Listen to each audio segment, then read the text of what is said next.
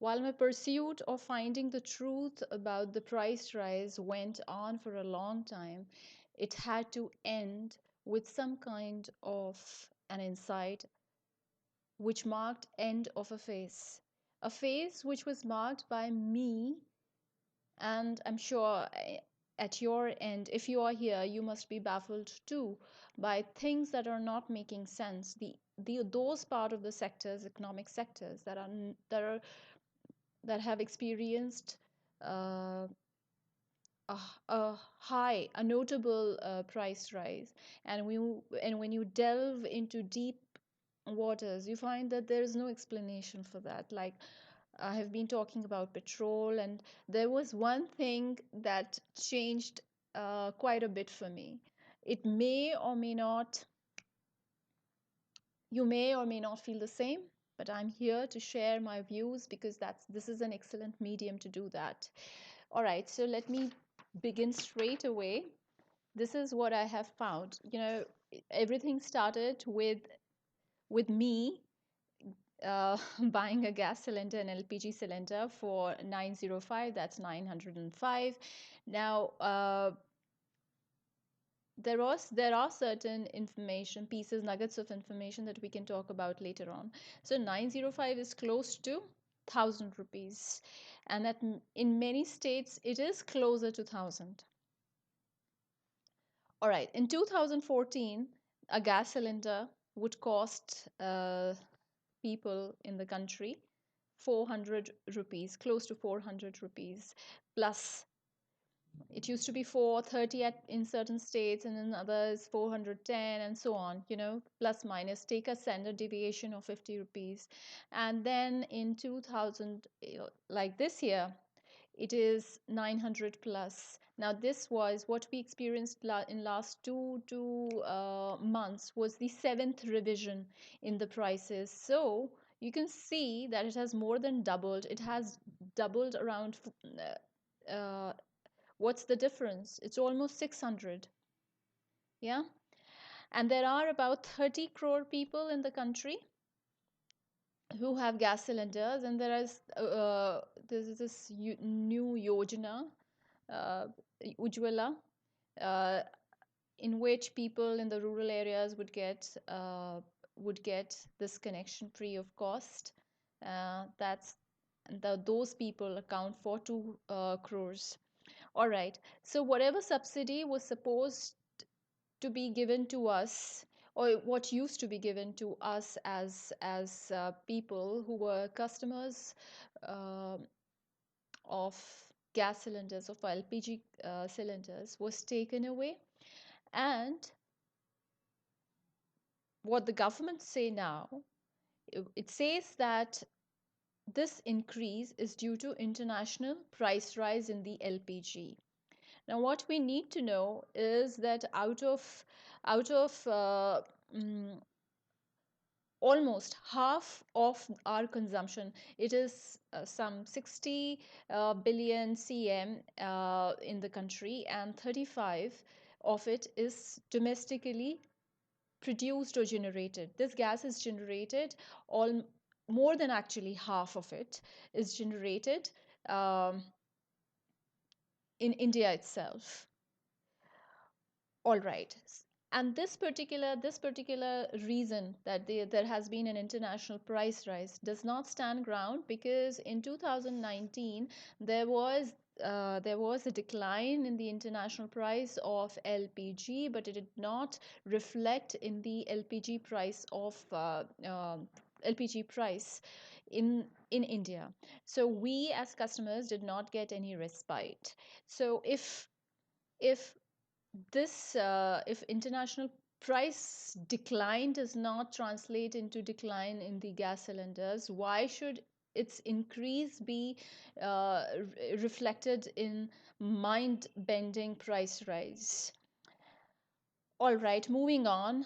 There is no information about what is the exact cost that these companies have to bear for the refill of a single cylinder.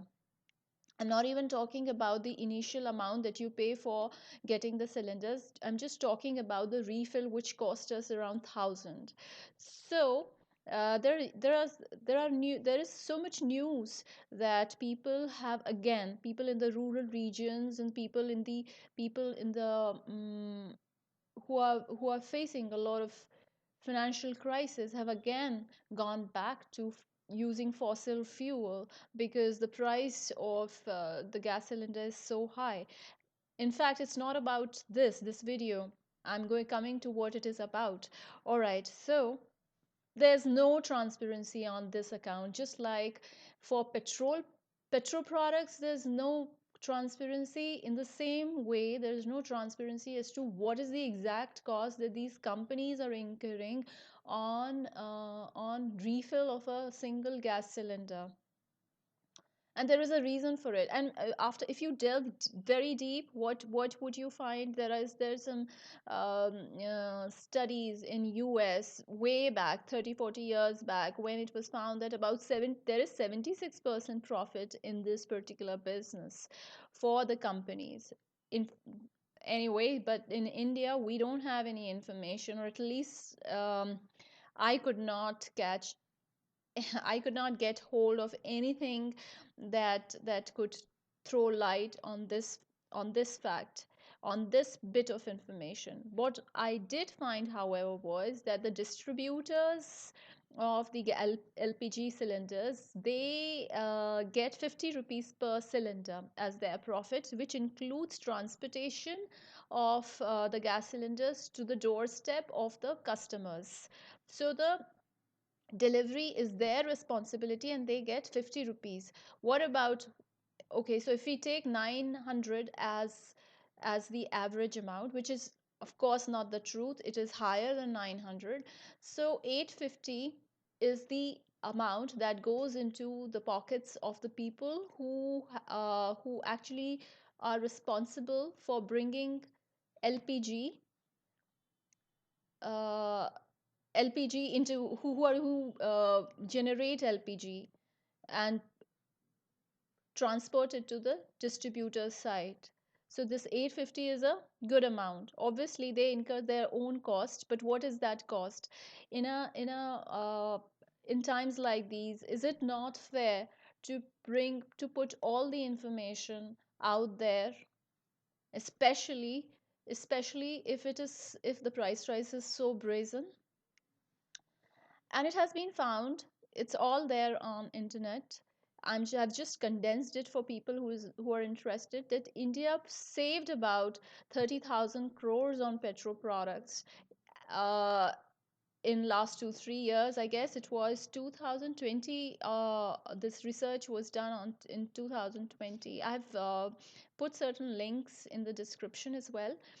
All right. So how does the government decide the price of a gas cylinder? It is, they say, through IPP, which is import price parity. Now this has been decided. This particular measure has been decided by or in collusion with Saudi Aramco. I hope I'm pronouncing it right. So it is a Saudi-based company, Fortune 500 company, and this is where India used to take most of its LPG from. But now, as we would find that this particular, we India takes it for from so many different sources, and this particular place is only ranks third or fourth in the list. So why exactly are we following their means of calculation, uh, their way of coming to the exact price? Is something Was something beyond me, but thankfully it was beyond me, so I delved deeper. It was found that later on, when tried to find more about this company, that India has been trying to sell BPCL, which is Bharat Petroleum, and this company has one-fourth position in the. It ranks one. It has one-fourth market when it comes to petroleum product in the country. Why was this happening? Isn't it baffling? Or isn't it? it's a curious, it definitely makes you curious. Why is that happening?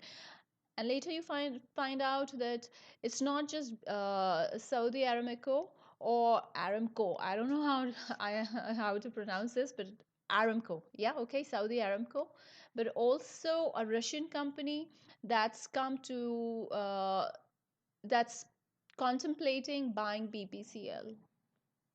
The government says that this would in this would increase this would yeah, this would increase competition in the country, and competition is always good. And let's see how it pans out. But finding these bits of information led me to find something else as well. And what something else was that India has uh, built an expensive reserve in Maharashtra, 5.33 million worth, which would have 10 days of reserve of oil with it. And there are two other places, two other reserves near Delhi that would have 12 days reserve. And I found more and more about things, and more of such information was found that how it is trying to switch from using fossil fuels, hydrocarbon based electricity, as well as other fossil fuels based hydrocarbon based fuels, to solar energy. And there are concrete steps taken. Now this changed a little bit of things for me. The anger or confusion or curiosity at a baffling price rise was replaced by an idea that maybe, just like how we study about godly kingdoms, each government has three basic priorities: creation, maintenance, and creative destruction. So creative destruction would be change in the policy, like how it was about the Citizens uh, Act that was passed in 2019, which led to uproar of a different level of dimension. And then many other things, demonetization, this and that. There's so many of them that were there. That was creative destruction. And then maintenance is what we come across on a day-to-day basis, and creation is what this is. So the government, where does it get money to for all these things plus some more? Now that plus more, some more is something that I found in the space research program also. Prior to 2014, there were about 2 to 4 launches, satellite launches, which increased to around 7 to 8 launches per year. So, of course, 2021 was one of the worst years because we have not done much. Plus, one of the space programs that was a failure. But this particular time, 2014 to 21, has also seen some major uh, space programs as well. Mangalyaan and Chandrayaan, though some have been successful, some have been partially successful. But things are moving ahead at a notable pace, which wasn't the case earlier. So, where does the money come from? And about the parliament and about so many other things, the making of the new Parliament House, because sitting in the same Parliament House as Britishers had built was not something sitting down well with the politicians now, uh, because that was a place where those people sat who did not care about the citizens of this country. So why should we be sitting in the same place, in the same structure? It was something that uh, was the base emotion. Anyway, this is just an example. So many things that are created And where do they get money from for all these things? By rising, by raising, sorry, by raising the prices of things. And they don't tell us. They don't tell us because maintenance has always been not the priority for any government. They only do the very basic for this particular bit. And even in the maintenance bit, about more than half of it goes, more than half of it means, what is it, uh, funds, goes for keeping very poor and poor people in the survival range. They just help them survive. And how do they do that? By giving subsidies. Now, subsidies, they say, leads to fiscal deficit that they are facing. But that's because that's because of the leakages. So there is an excellent book of which I have given the link. uh, India Reimagined, I guess that's the name.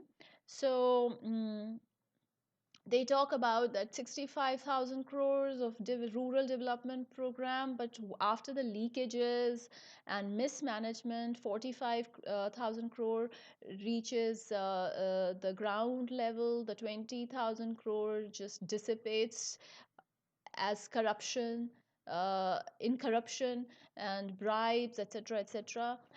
Yet there are 35 lakhs jobs that are announced in last 2 or 3 years in the government sector.